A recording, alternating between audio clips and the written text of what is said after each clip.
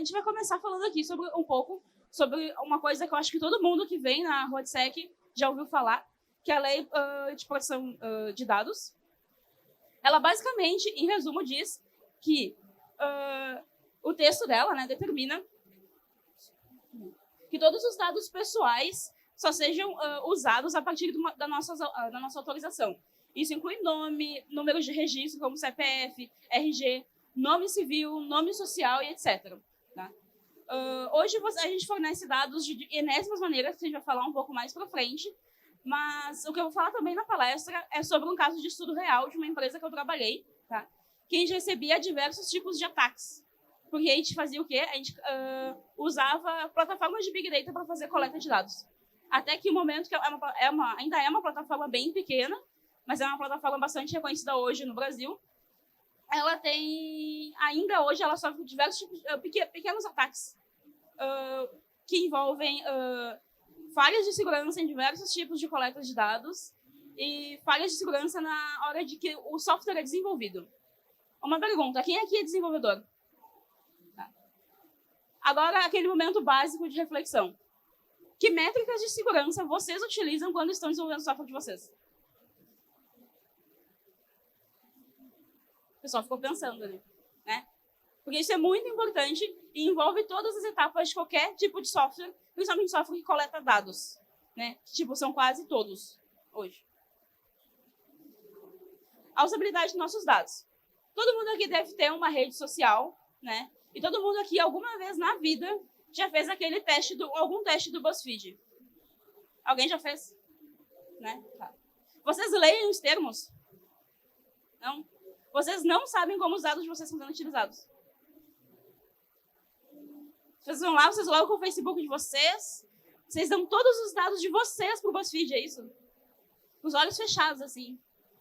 Tá, beleza. BuzzFeed é um dos exemplos que eu vou falar depois, que a gente vai envolver o uso de APIs, que também podem causar vários tipos de problemas de segurança dentro dos dados de vocês. Isso envolve os dados de vocês.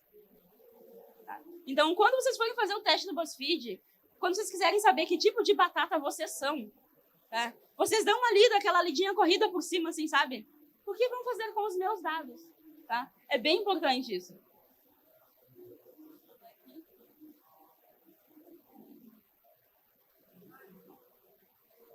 Dentro dessa área de engenharia de dados, o que a gente faz? Quando a gente gera uma pipeline para fazer esse processamento, a gente tem que pensar em várias coisas. Uma delas é como a gente classifica esses dados. Aonde esses dados sensíveis, que são os dados de vocês, os dados que ninguém quer que descubra, tipo, o número do meu cartão de crédito, o código dele, deu pimba, já era. Eu fiquei pobre e não sei como. Fiquei mais pobre e não sei como. Verdade. Né? Eu preciso saber aonde que eu vou guardar esses tipos de dados sensíveis de vocês e como que eu vou proteger ele com todos os tipos de força que a equipe de segurança tem.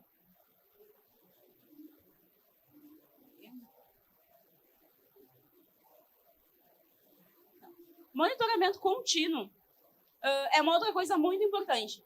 Porque quando a aplicação recebe algum tipo de ataque, eu preciso ter um tempo de resposta para isso. E, por exemplo, a última empresa que eu estava trabalhando, o que aconteceu? Tem um site lá dentro, que é um site que a gente faz protocolos. Tá? A gente chega lá na recepção, fica aí de atestado, um dia, 2, entrega na recepção esse atestado, a pessoa vai lá, cria um protocolo que vai por e-mail do funcionário, e tu recebe lá, tipo, tu entregou o atestado no dia tal, na hora tal. Só que o que acontece? Vocês já ouviram falar em LDAP? Maioria. Gente, vocês podem lançar a cabeça que nem bichinho aquele de caminhoneiro, assim, sabe? Lá a empresa usa o LDAP. E aí, o que acontece no LDAP? A gente tem a nossa base de funcionários cadastrados, né?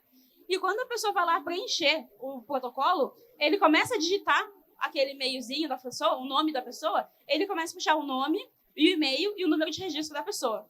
O que aconteceu? Um belo dia, 9 da noite, a gente sabe, né, que acaba o nosso expediente, a gente vai para casa, sexta-feira, o sextou, pega a pessoa, vai tomar uma cerveja, olha o WhatsApp, o que é?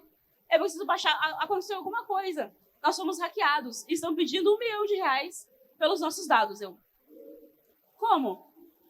Aí, quando tu senta lá e tu vai olhar no código, o código não tem nenhum tipo de métrica de segurança e nenhum tipo de métrica de segurança que barre algum outro tipo de autenticação que não seja LDAP usado, o modelo de LDAP usado na empresa. Tá? Monitoramento constante, ele serve para que esse tipo de coisa não aconteça. O padrão de alguns modelos prontos de monitoramento desses dados, ele requer respostas mais ou menos 72 horas, o que, dependendo do caso, é muito tempo. Pensa, em caso que alguém pegou alguma aplicação que vocês usam, copiou o número do cartão de crédito e vocês vão esperar 72 horas para resolver o problema. Isso é muito tempo, vocês não acham? Então, por isso que monitoramento nessa área de segurança dos dados, ele eu devia ter posto até ele no primeiro tópico, porque eu acho que ele é uma coisa muito importante. Porque, às vezes, as aplicações ou grandes empresas, até elas recebem, pequenos tipos de ataques, que ela, atacou um servicinho lá, eu não vou dar importância. Mas, a longo prazo, isso é um problema muito grande.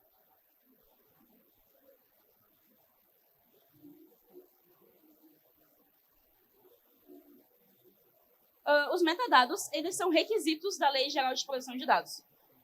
Quem teve um tempo lá, parou e leu, sabe que a gente tem um limite para trabalhar com esses dados. Quando a gente cria a regra de negócio, e vamos supor que estamos em times muito maduros, pela cara que vocês me fizeram, né? Isso um dia vai existir, eu vou crer nisso, eu vou aspirar a isso, sabe? Isso um dia vai existir. Que vocês estão lá fazendo regra de negócio, estão montando arquitetura e vocês vão pensar numa métrica de segurança, sei lá, seja lá qual for, autenticação, enfim, a gente vai pensar nos metadados, a gente vai pensar em que tipo de limites de dados a gente vai arquivar. Isso se refere também na classificação de dados. Por quê? Vamos pegar um setor varejista qualquer, vocês podem inventar um, imaginar qualquer um. E esse setor varejista, ele tem um cartão dessa loja, tá? E o que são os dados legais daquilo ali? Tem o nome de você, sobrenome, vai ter o número do cartão, código verificador, enfim, tarará. Um dado sensível, a gente tem principalmente, visualmente falando, quando vocês peguem um cartão que vocês têm aí, a gente tem dois dados super sensíveis, que é o número do cartão e o código verificador dele. Tá? São os dois dados mais sensíveis visuais. Esses dados, eles não podem estar expostos. Tá? E esses dados que não estão expostos, eles também não podem estar expostos junto com o número de registro do cliente. Tipo RG ou CPF, número da carteira de motorista e etc. Então, a gente precisa, durante a regra de negócio, definir quais são os metadados e onde que a gente vai guardar, de fato, os dados que podem ficar visíveis ou não. No caso que eu falei da empresa que eu estava antes, o que aconteceu? A pessoa conseguia acessar toda a base de dados do nosso LDAP, que era só o e-mail e o nome da pessoa. Era o menos grave possível. Foi esse caso. Mas isso não são dados tão sensíveis assim. Mas poderiam ser outros dados sensíveis de todo um grupo de 600 funcionários, mais ou menos. Então, a origem do metadado serve para isso, para a gente nivelar a sensibilidade e o que a gente deve guardar como sensível ou não. E a governança de dados, porque o que acontece? Empresas que têm muitos dados, ou empresas que trabalham com circulação de muitos dados, empresas de Big Data, de IA, enfim, a gente precisa ter planos organizacionais para esses dados. Não adianta eu pegar lá, vou pegar uma startup X, vou subir um ecossistema aqui de Big Data, vamos usar aqui um Apachezão, mais simples que tiver, e eu não saber como governar esses dados. Isso aqui é uma coisa, também é muito importante, é muito delicado, porque, por exemplo, isso não é uma coisa que pode pegar uma pessoa de Scrum e fazer. Tá? São dados de pessoas e a gente tem que, nesse momento, a gente tem que estar mais do lado do cliente possível. Tá? Porque são os dados deles que ficam sensíveis ou não. Até aqui tá tudo bem?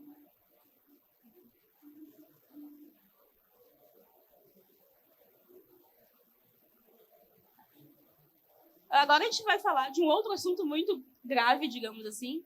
Acho que todo mundo aqui que é desenvolvedor, que trabalha com TI, já criou uma API, certo? Vocês também têm métricas de segurança para a disposição da API de vocês? Alguém balançou a cabeça que sim. Enfim. Na área de proteção de dados, vamos ver aqui, os ataques DOS é quando, por exemplo, o atacante começa a mandar mensagens excessivas para lá até que ele consegue entrar, certo? Mais ou menos isso, certo? eles podem converter esses ataques, esse número de ataques, dependendo do sistema de vocês, numa API. Então, ele vai entrar facilmente, vai fazer o que ele quiser lá dentro, vocês mal vão ver. Porque pode ser assim, ó, pode ser só uma API que replicou. Porque se vocês derem uma pesquisada, ou eu deixo o link disponível no LinkedIn para vocês depois, tem uma ferramenta de inteligência artificial que, dependendo do número de chamadas da API, ela gera uma nova para dar conta.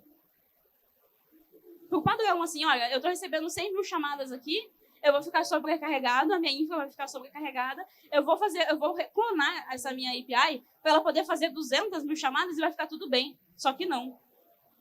Né? Pode ser que nessa minha réplica, ela pode falhar uma métrica de segurança e eu posso receber um tipo de invasão nela. Então, segurança de API também é uma coisa muito importante para a proteção de dados das pessoas. Vocês sabem o que é o farming? Tá. Vocês já entraram naqueles sites? Vou pegar um exemplo. Assim. Não sei um exemplo agora, de cabeça. Entrou num site, vocês foram lá olhar alguma coisa e ele é cheio de propaganda. Cheio de coisas de marketing. Cada pop-up naquela tela é um farming. Se chama farming aquilo. Então, em alguns lugares, vocês chamam de farming, pelo menos. Esse farming, as pessoas autorizam o uso dela no site. Por quê? Alguém está ganhando alguma graninha por causa daquela propaganda. E o cliente, a pessoa que colocou a propaganda naquele site, está ganhando a visibilidade dela, ela ganha um cliquezinho lá, ela sabe quantas pessoas entraram no site em determinado período, se elas fizeram um cadastro ou não. E o dono do site ganha lá um troquinho lá, de um período, uns centavos lá, não sei por quantos centavos agora, está ganhando ter uma propaganda num site. O que acontece? É possível, e tem artigos confirmando isso, que as pessoas podem usarem a API daquela propaganda para poder entrar na aplicação de vocês. Tá? Isso são casos bem isolados em sites que tem muito, tipo, o site precisa ter muita propaganda, tá? Para a pessoa conseguir burlar esse padrão de segurança de uma API, por exemplo. Mas acontece. Né? E a gente sempre dá aquela coisa, quanto menos, melhor. Por mais que vocês tenham, por exemplo, pode ser que vocês façam aqueles... Alguém já brincou de fazer aqueles apps do Facebook? Alguma vez na vida? Que tem Facebook Apps lá, que vocês montam o teste de... Podem lá um dia brincar, façam um teste de vocês. Se vocês quiserem fazer diferente da batata do BuzzFeed, vocês podem fazer batata, sei lá, outro vegetal, enfim. Vai lá, vocês... O que acontece? Quando vocês abrem vocês vão lá, fizeram um app de question, que é o mais comum. Tipo, será que eu vou dar certo com a pessoa do signo tal? Aí tu responde um monte de pergunta. Com que animal eu me pareço? Aí tem um monte de pergunta. Esse tipo de app, assim, dentro do Facebook, por exemplo, ele é o mais comum. E geralmente quando vocês entram naquilo ali, vai ter uma propaganda lá, pelo menos no rodapézinho ali tem algum tipo de propaganda, né? Aquele tipo de propaganda que as pessoas conseguem hoje invadir via API. Então, tenham muito cuidado se vocês vão levar isso, tipo, para brincadeira, para ver como é que funciona, ou se isso vai ser levado a sério algum tempo, de tentarem não usar esse tipo de métrica para clique de views. Porque em sistemas que, por exemplo, lojas de varejo e similares, elas dependem muito de views. Tá? A startup que eu estava trabalhando, a gente fazia análise de sentimentos. Tá? A gente coletava os comentários que as pessoas faziam nas redes sociais das empresas, que eram os clientes da startup, e a gente dizia se era bom, se era ruim ou se era neutro. E que tipo de tomada de marketing a empresa ia tomar em cima disso. Aconteceu que uma loja bem grande de Porto Alegre teve um ataque de DOS por causa de uma API dessas. E a princípio foi uma propaganda do Mercado Livre, que estava lá embaixo. Tá? Então isso aqui é um assunto bem delicado, tipo, cuidadoso total com os dados das pessoas. E como a inteligência ela já ajuda a gente de alguma forma, mas como ela vai seguir nos ajudando? A segurança e essa área de proteção, elas têm dados que são bem cruciais, né? Que nem eu expliquei antes, para não gerar nenhum tipo de problema para cliente e empresa, tá? Principalmente na área de segurança. Porque hoje, no caso da empresa que eu estava trabalhando ontem, que eles acessaram no LDAP, eles queriam tipo Bitcoin, né? Para nos devolver os dados. Ok, tipo, eu posso ir lá e fazer tudo de novo, que é mais fácil do que naquele caso, que era poucos funcionários, eu vou fazer de novo. Quando a gente tem sistemas de inteligência artificiais mais avançados, mais maduros, O que acontece? Alguém já brincou um pouco com machine learning? Uma boa parte, tá? A gente tem que treinar a máquina, treinar, até que ela aprenda um padrão, certo? Então, assim, por que eu falei muito dos apps? Porque a gente usa os apps para treinar essas máquinas para elas entenderem em que momento está acontecendo o ataque e em que momento não está acontecendo o ataque. Porque se não tiver dados de ataques relevantes, uma massividade muito grande de ataques, eu não tenho ataque para treinar a minha IA.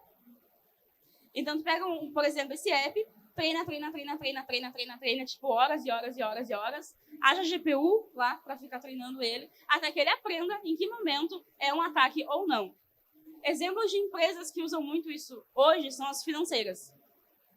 Principalmente aquelas que oferecem empréstimo, crédito e coisas assim similares via internet.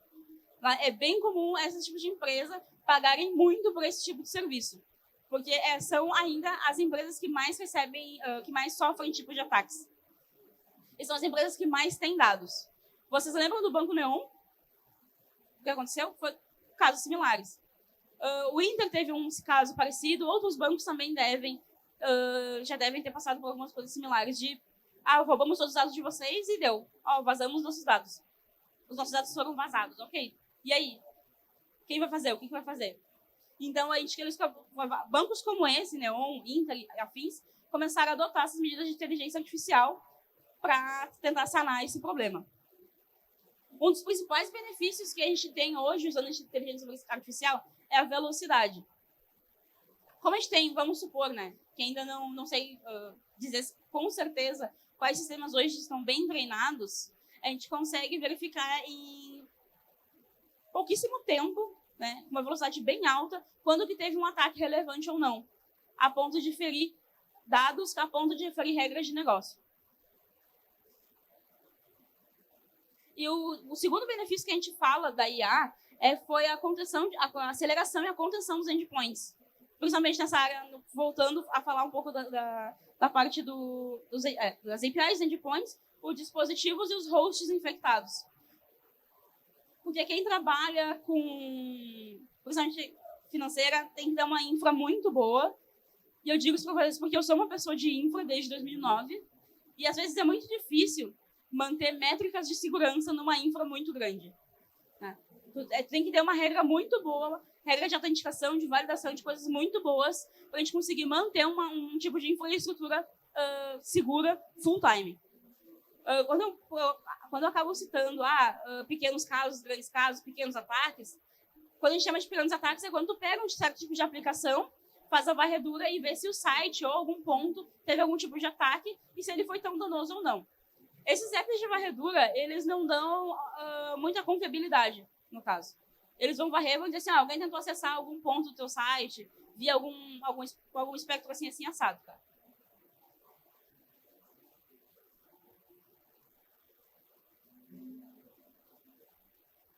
Em casos desses que ataquem gravemente, a gente consegue sanar o problema usando a velocidade, para a gente não demorar mais 72 horas para resolver a questão de um vazamento de dados e também fica bem, tipo, entre aspas, fica bom para todo mundo.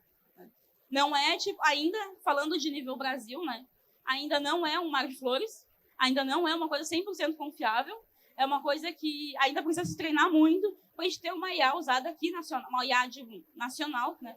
Para atender todas as questões da Lei Geral de Proteção de Dados, para que não haja algum vazamento a ponto, né? Nenhum tipo de vazamento a ponto de afetar o cliente. A gente consegue melhorar a resposta de quão vulnerável começa a ficar o sistema. Porque principalmente na área de pessoal que levantou a mão, que falou que é desenvolvedor, o que acontece às vezes? O time cresce, a gente põe métricas de segurança no time, só que a métrica não tem um ponto falhou. Não é uma métrica boa, eu vou precisar adotar uma nova, vou precisar refazer uma métrica. A gente aprende com esse erro de pegar essas vulnerabilidades e pegar métricas novas para melhorar depois a questão da segurança e da IA. Pessoal, eu trouxe um recado aqui meu para vocês, né? Em especial a temática aqui da RoadSec esse ano. Eu vim aqui com a camiseta da Angela Davis.